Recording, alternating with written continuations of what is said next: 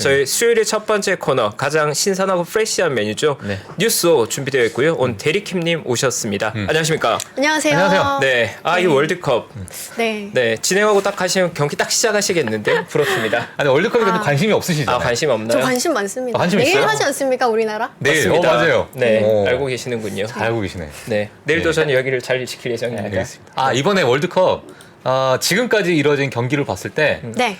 이름이 긴 팀이 이겼습니다. 이름이 긴 팀. 이름이 숫자가 같으면 네. 무승부. 아. 이름이 짧은 나라가 졌어요. 그러면 오늘은 독일이 이기겠네요?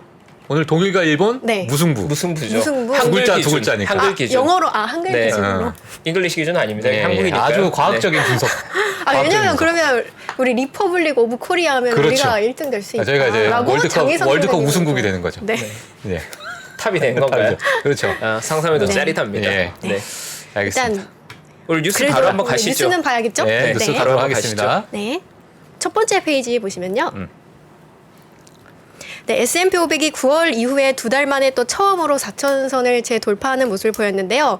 또 빅스 지수가 21까지 또 나오면서 시장의 우려감도 같이 공존하는 상황입니다. 그래서 오늘은 1, 2번 같은 기사는 네. 이런 상황 속에서도 이 월가의 최근 의견들에 대해서 다시 정리를 해봤고요. 네.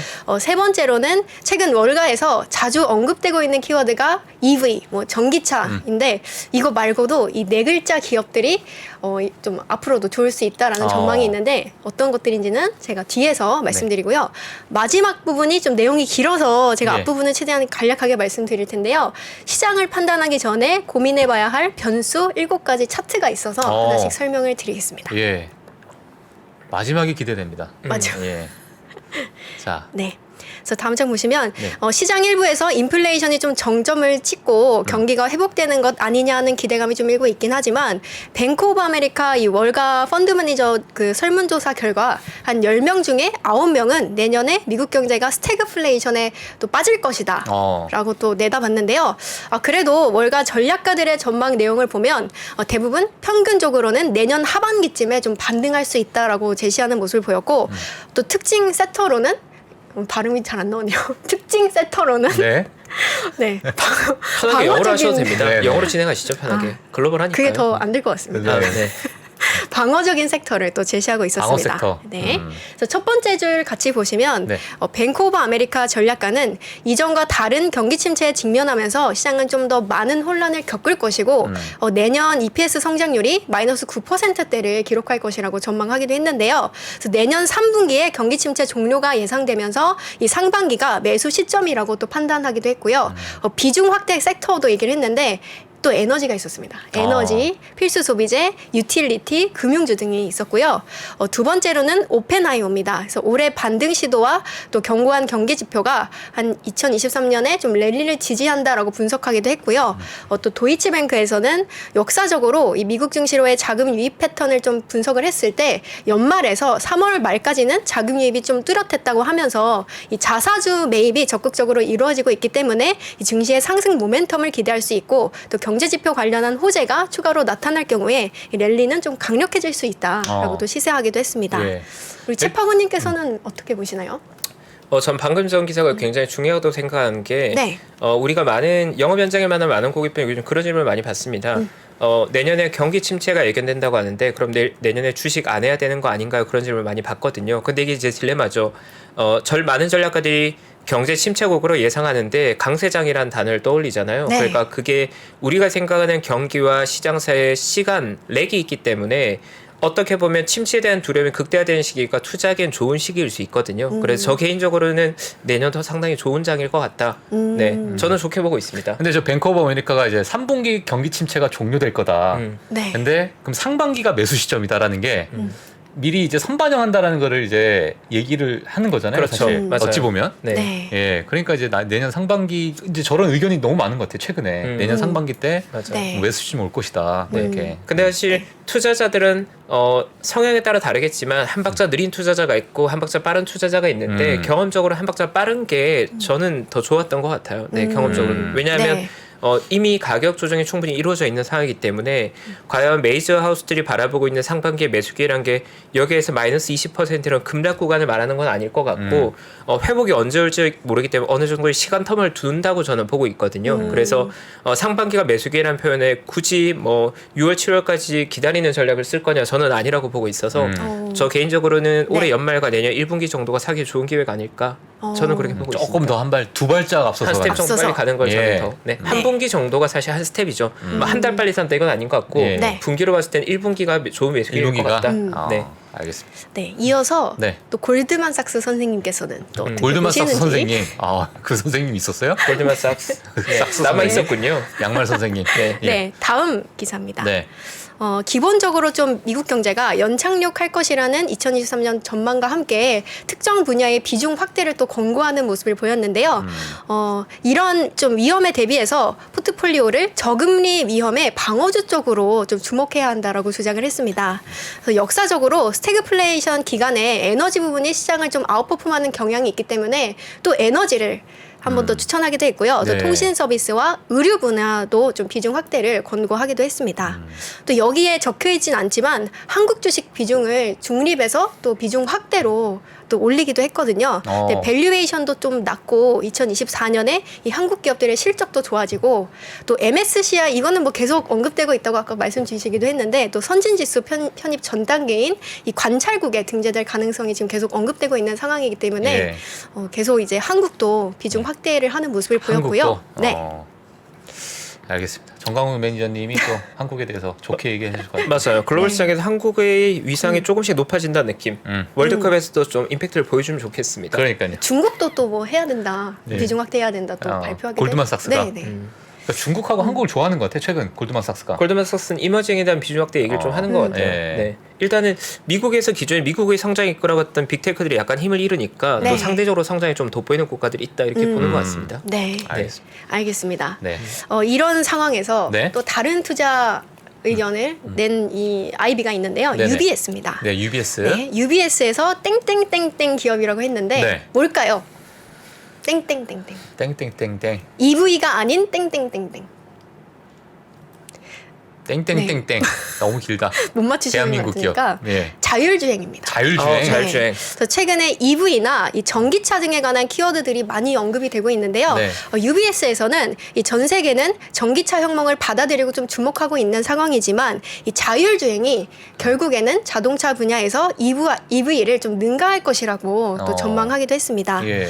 그래서 그 근거가 또 궁금해서 이렇게 앞에 정리를 해봤는데요. 크게 4가지가 있었습니다. 거의 중국 시장 얘기더라고요. 그래서 중국이 EV 채택의 세계적인 리더였고 자율주행에 관해서도 주도적인 좀 잠재력이 있고 두 번째로는 시장 규모가 좀 크고 세 번째로는 자율주행에 대한 높은 수용성 그리고 마지막으로는 효율적인 공급망 및 지원 인프라다라고 얘기를 했는데요. 예.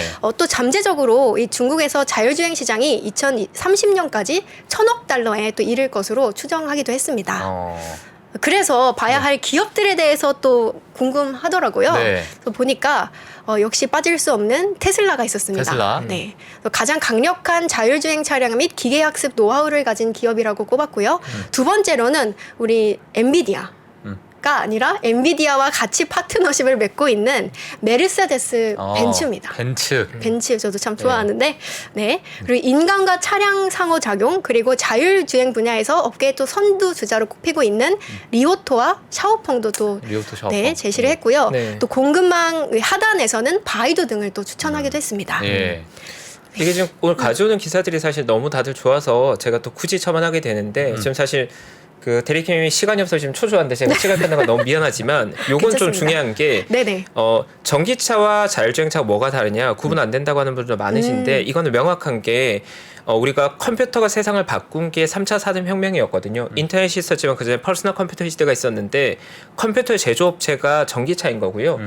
윈도우 만들어내는 마이크로소프트가 자율주행인 거거든요. 자율주행은 기술이나 하드웨어로 완성되지 않고 소프트웨어로 완성될 거예요. 근데 그 소프트웨어를 완성하기 위해서 구현하기 위한 하드웨어는 물론 필요하겠지만 있지만 핵심은 자율주행은 소프트웨어다. 그래서 아마도 이 자율주행은 위너 테이크스 올 하나의 메이저 브랜드, 2개 정도의 메이저 브랜드가 부가치를 다 가져갈 거예요. 네, 그래서 자율주행은 더 중요하다. 전기차의 트렌드보다 더 중요하다고 저는 보고 있고요. 네, 예전에 우리가 OS가 윈도우가 없었으면 컴퓨터 활용도가 그렇게 높지 않았던 것처럼 자율주행 소프트웨어가 있느냐 없느냐가 결정적인 차이가 되겠죠. 네. 오늘 기사 퀄리티 너무 오늘도 좋으니까. 그러니까 근데 지금 첨언해 속도로 주셔서 봤을 때는 테슬라 네. 외에 뭐 있나? 자율주행 쪽은. 테슬라가 가장 먼저 앞서가 있는 건 맞고요. 네. 네. 다만 아직까지는 최우승자가 된다 확언하기는 좀 조심스러운 부분이 있죠. 네. 그래요? 현재까지 기준으로 가장 완성도 높은 건 사실입니다. 네. 네. 알겠습니다. 그래도 테슬라가 최근에 좀 조정을 받았는데 그러니까요. 네, 또 네. 이런 포인트로 올라갔으면 좋겠습니다. 네, 다음은요. 시장을 판단하기 전에 봐야 할 변수 7가지 뭐 이렇게 또 나온 자료가 있더라고요. 네네. 그래서 한국에서는 잘 알려지지 않았지만 월가에서는 꽤 유명한 CFA인 샘 로라는 분의 글 샘 중에 로. 일부를 가지고 와봤습니다. 네. 그래서 이 자료에서 보여드릴 차트가 참 다양했는데 그중 일부만 오늘 좀 말씀드리고 금요일에 이게 만약에 못하게 되면은 더 이어서 말씀을 드리겠습니다. 네. 그래서 투자자들이 현재 시장을 보고 투자 판단을 하기 전에 고민해봐야 할 변수들을 몇 가지 제시를 했는데요. 먼저 첫 번째 제가 보여드릴 구포 흠 이 부분 보시면 네. 현재까지도 많은 전문가들이 전 세계 GDP 발표에 주목을 하고 있는데 이 통상적으로 주식시장은 경제를 반영한다고 하지만 사실상 늘 그렇지만은 않다고 하면서 이제 제시를 했는데요. S&P 500 어닝의 비중과 이 미국의 GDP를 구성하는 비중을 비교한 차트입니다. 그래서 S&P 500은 상품의 제조와 판매에 관한 비중이 크지만 이 미국의 GDP는 서비스 비중이 더 많으면서 이 구성 비중 자체가 좀 다른 것을 확인해 보실 수 있는데요. 2009년 이전에는 GDP를 기반으로 주식시장이 좀 상승을 했고 그래서 경기가 좋을 것 같으면 시장이 상승할 것이고 또 경기가 나쁠 것 같으면 시장이 좀 하락하는 모습을 보였었는데 2009년 이후에 주식시장은 좀 양적 완화로 인해서 금리에 또 영향을 더 받는 모습을 보이고 있다. 네. 그래서 켄 피셔님도 사실 주가와 GDP와는 좀 크게 상관이 없다라고 또 언급하는 모습을 보이기도 했는데요. 이게 이제 변수 중에 첫 번째였고요. 네, 두 번째로는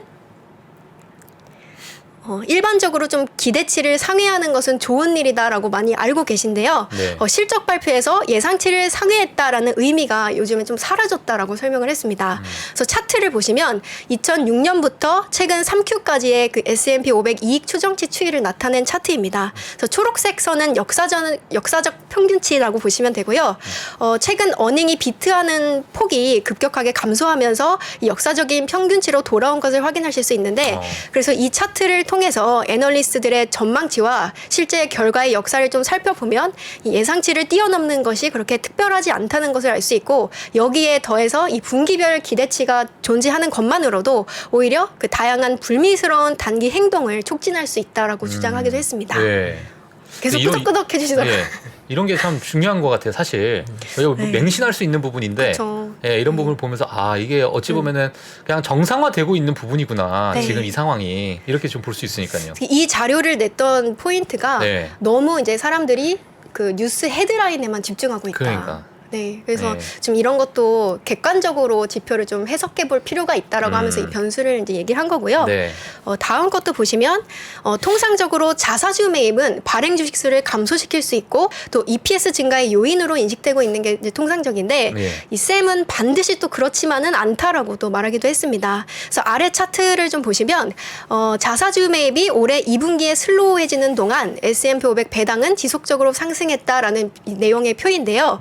미국 시장에서는 고배당주의 수익률이 이 자사주 매입의 주가 상승률을 앞지른 것으로 나타나기도 했는데 최근 사업 확장을 위해서 이 투자 대신에 또 자사주 매입을 하는 기업들이 많아지고 있는데 이 자사주 매입이 일반적으로 자본 지출과 또 성장 프로젝트에 지출하는 것보다 경제적으로 보면 좀 생산성이 떨어진다라고 간주된다라고 주장을 하면서 또 최근 정치권에서 보면은 자사주 매입하는 기업들에 좀 세금을 부과한다라는 맞아요. 네, 내용도 나오더라고요. 네. 그래서 이런 자사주 매입이 주가를 좀 조작할 수 있고 또 회사 돈이 회사의 성장과 혁신을 쓰이는 것을 막을 수 있다는 이유에서 마냥 이렇게 긍정적인 요인이 아닐 수 있다라는 내용이고요. 그러니까. 알겠습니다. 예. 그 다음 거까지 한번 가도록 하겠습니다. 이게 7번까지는데 아, 지금 그래요? 4번째여서 예, 예. 제가 천천히 설명 하셔도 먼저 됩니다. 하고 네, 네. 천천히 하셔도 돼요. 다음은 주식시장 평균 수익률이 연평균 이제 8%에서 10%인데 네. 특정 구간에서 평균 수익률을 경험하는 것은 매우 드물다고 이제 주장을 했는데요. 위 차트를 보시면 저 연도수죠, 저게. 점 네, 옆에 있는 밑에 숫자가. 보시면은 1920부터 이제 2040까지 나와 있는 표입니다. 네. 네. X축 보시면요. 네. 그래서 S&P 500 연간 수익률을 표시한 건데 앞서 말씀드렸던 이 평균 8에서 10% 수익률이 일반적이라면 이 10%대에 집중적으로 포진이 되어야 하는데 이렇게 그렇지 않다라고 이제 보실 수 있고요. 장기적으로는 뭐 사실일 수 있지만 시장은 주어진 연도의 평균 수익을 제공하는 경우가 거의 없다면서 이 혼란스러운 점들로 인해서 내년 수익률을 예측하는 것이 얼마나 어려운지를 보여준다. 아, 그러니까 지금 연도별로 저게 예상 수익률을 냈는데 저 범위가 그러니까 뭐 불완전하고, 그러니까 뭐 균등하지 않고 중구난방하다. 중구난방으로 되어 있다 네. 지금. 그러니까 네. 그 정도로 이제 예측하는 게 너무 힘든 상황이다. 그렇죠. 그래도 긍정적인 부분은 대부분 검은 선 좀 위에 있다. 아. 플러스권이다. 네. 그래서 이 점을 보면 주식은 상승하는 경향이 더 높다는 것을 높다. 알 수 있다라고 또 이렇게 마무리를 했고요. 네. 다음 것도 한번 볼까요? 이 내용에 그 좀 추가되는 내용인데 S&P 500은 일반적으로 긍정적인 연간 수익률을 창출을 했지만 해당 기간 동안 평균 14%의 이제 고점 대비 하락하는 모습을 보였다. 그래서 밑에 빨간 점이 이제 하락했던 이 퍼포먼스를 보여주는 건데요. 네. 이 JP 모건 차트입니다. 그래서 회색 막대는 각 연도별 수익률을 나타내고 빨간색 점은 연도 내 이제 손실률을 나타낸 거라고 보실 수 있는데 장기 수익을 위해 이제 투자한다는 것은 중간에 또 많은 변동성을 감당할 수 있음을 의미한다. 하는 내용이어서 좋은 내용이어서 좀 가지고 와봤고요. 다섯 번째는 애널리스트들의 이제 예측치와 최종 결과 뭐 이런 내용인데 예측치는 늘 상황에 따라서 상향 조정되거나 하향 조정된다고 하면서 이 투자자들의 전망과 애널리스트들의 전망치에 너무 의존하지 말고 좀 조화롭게 사용을 해야 된다. 이 추정치를. 예. 그래서 단기적으로 수익이 어디로 향할지에 대한 애널리스트의 추정치는 이 주가가 어디로 가는지에 이 큰 영향을 미칠 수 있지만 또 아무리 뛰어난 전문가도 이 이익을 정확하게 예측할 수는 없기 때문에 네. 그냥 참고 정도로만 참고 봐야 정도만 되지 해라. 너무 딱 그때 시점에 예. 그 포인트만 보고 투자하면 안 된다. 네. 알겠습니다. 방향성을 이제 볼 때는 뭐 중요하겠지만요. 네네. 네. 다음은 이제 P 같은 이런 밸류에이션 지표에 관한 얘기입니다. 그래서 P가 좀 높거나 낮다는 것만으로 향후 주식시장의 방향을 알려주지 않는다는 내용인데요. 예. 주가 수익 비율 이제 P 같은 경우는 밸류의 투자자가 주식이나 S&P 500이 역사적 평균에 비해서 저렴한지 비싼지를 이해하는 데 도움이 되는 정도지 향후 주가의 이 향방을 알려주지는 않는다라고 주장을 했습니다. 네. 이 부분 뭐 또 말씀 주실 부분이 있어요? 아니요. 마지막까지 마무리 이어가시죠. 네. 도리도리 해주시네요. 마지막입니다. 네. 좀 잘 따라와 주셨는데 네.